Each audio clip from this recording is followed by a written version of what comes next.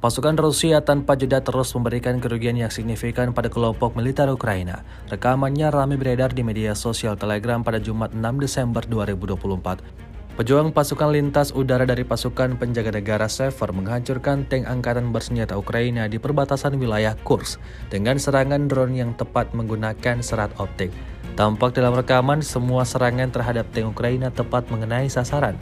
Akibatnya, kendaraan militer Ukraina terbakar hebat. Serangan Rusia masih terus berlanjut, membakar habis semua peralatan militer pasukan Ukraina yang sedang beroperasi.